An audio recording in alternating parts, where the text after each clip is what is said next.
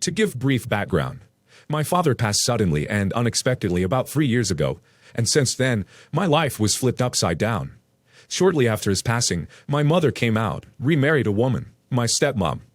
An intense falling out with her side of the family ensued, causing me to have fractured relationships with my aunts, uncles. My relationship with my mother became extremely poor. At first, my relationship with my stepmother was difficult, and that I avoided spending any time with her one-on-one within the first year. However, since that first year, although we are not tied at the hip like my biological brother and I may be, we behaved like family. So, about a year after my father passed, before my mom and stepmother got married, my mom and I were cleaning out our house to be sold and happened upon lots of high-end unopened luggage.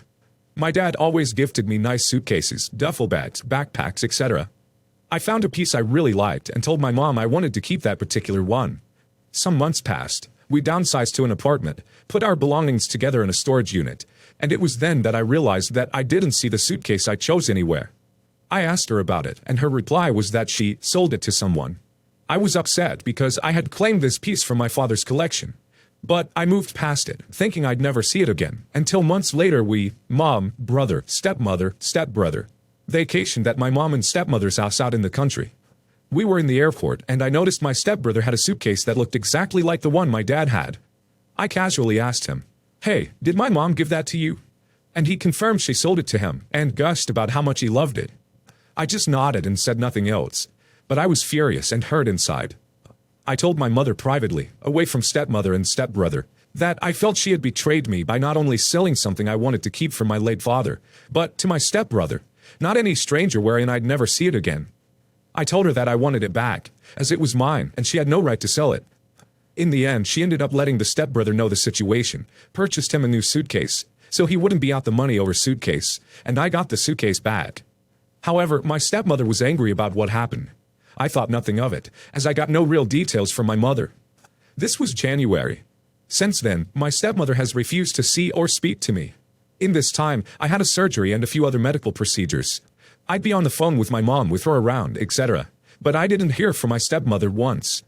I even once attempted to go up to their apartment to charge my phone after spending a day with my mom, and my stepmother texted her, "Not a good time," i.e., she did not want me in. I was upset and confused, and after a couple days my mother confirmed it. My stepmother is upset with me over the suitcase, blames me for what happened, and has no interest in talking to me or seeing me for the foreseeable future. I'm not sure what to do. I'm angry that she is upset with me over a situation where I was not at fault, that she has been giving me a silent treatment for months, and that in the past I've asked her to meet so we can talk about our relationship if something was bothering me, but she didn't do the same. I'm also feeling hurt and confused that she would dislike me over this so much. I'm also supposed to vacation at their house again this Christmas, but I feel uncomfortable now. However, I don't want to spend the holiday alone. Any tips on what to do? Your stepmother is acting like a brat, and your mother is 100% complicit in her behavior by enabling it. OP, I would feel hurt if I were in your shoes also, but mostly by your mom. I don't understand why she allowed this situation to happen in the first place. Regardless of how your stepmom, who seems completely childish and not worth your time, is behaving, I think you need to have an "I feel" conversation with your mom. It is her responsibility to fix this situation that was ultimately her fault in the first place. And it sounds like your stepmom is a total jerk. If mom is not willing to rectify this situation, I think you need to consider why you're even interested in spending time with these people for the holidays anyways. Perhaps it's time to establish a group of friends you can spend holidays with. Or plan a movie, TV binge with Chinese food. Make the holiday yours, and try to remind yourself that while it is wonderful spending time with family for the holidays, these family members aren't treating you like family. Would it really be that enjoyable sitting at a table with stepmom who acts 14, and stepbrother who thought this was normal to buy your deceased father's possessions, or your mother who is more concerned with making her significant other and her son happy over you? Today is my birthday. Whenever my dad and his wife ask me what I want for my birthday for the past few months, I've been telling them I want a new phone. Since the contract on mine is about to run out, and it's really badly broken. My friend dropped it a year ago, and ever since then the screen is barely usable, and the battery has gone to crap. I really need a new one. They were acting as if I'd get it, but I didn't get one, and that's fine. After all, a phone is expensive, and with me being an adult now, I should pay for that kind of stuff myself. Me not getting the phone isn't the part that's upsetting me though. It's the fact that on my birthday, my stepmom went out and got the exact phone I wanted.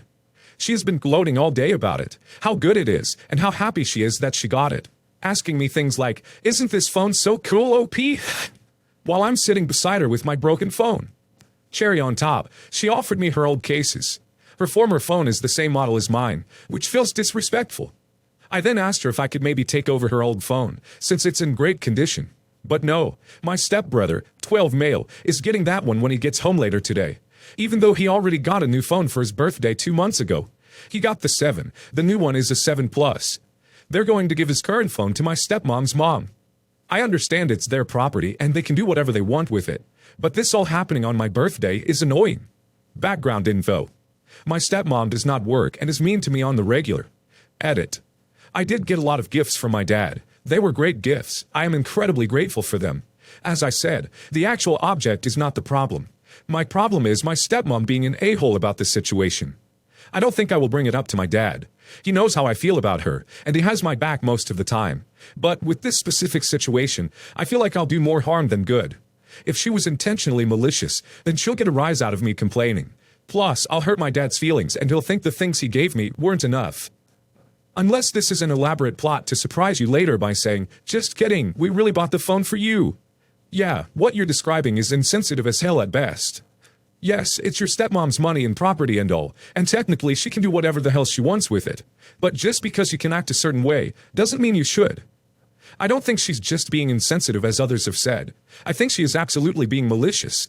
It's just too perfect for it to be an accident that she got it on this day, is rubbing it in your face, is giving her old phone to her son, even though his phone is 2 months old.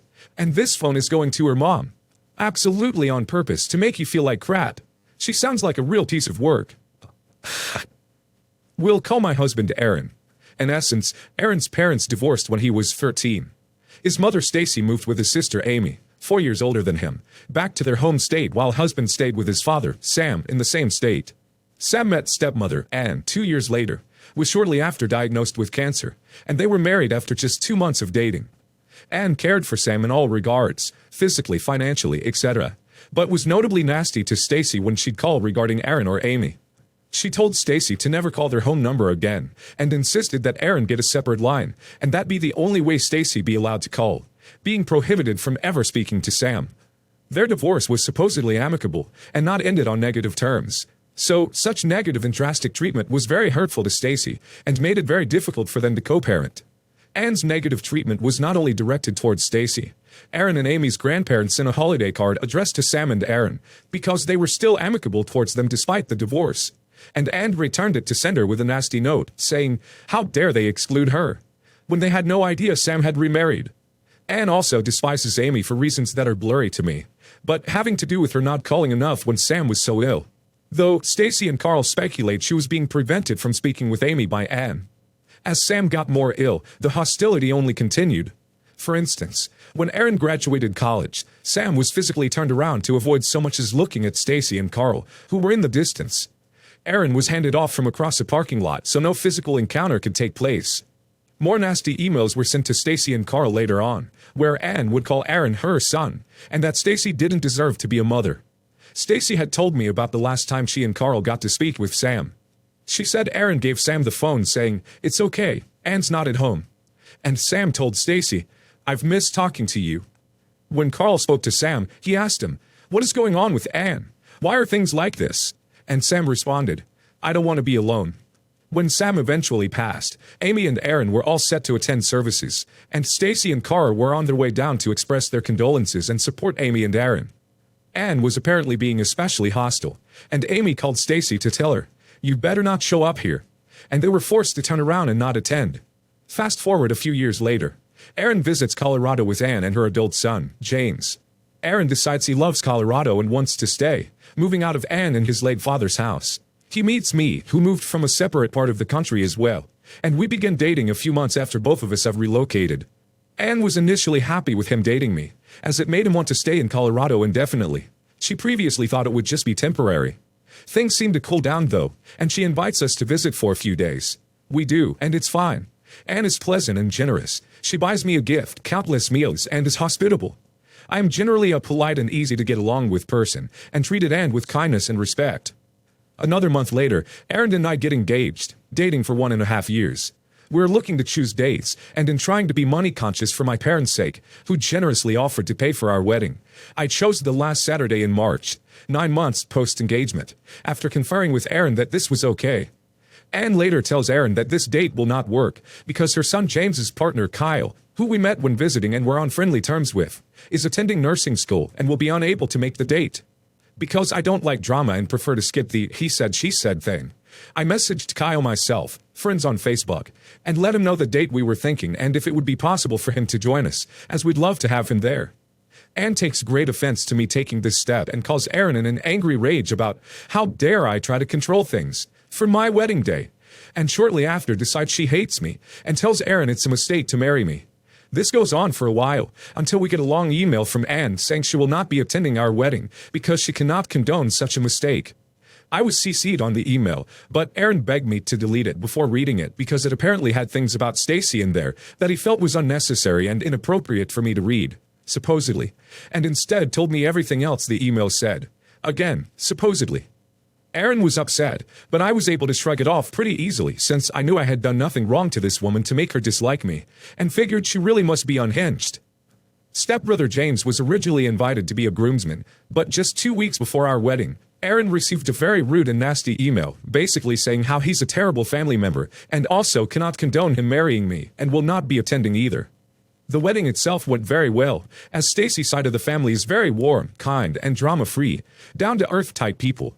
Stacy herself is one of the most gentle and conflict-avoidant people I've met, and she had actually cried of joy when I told her Anne would not be attending, saying she was so sorry that her hatred extended to me, but that she'd been so anxious about her potential presence that she'd been losing a lot of sleep over it.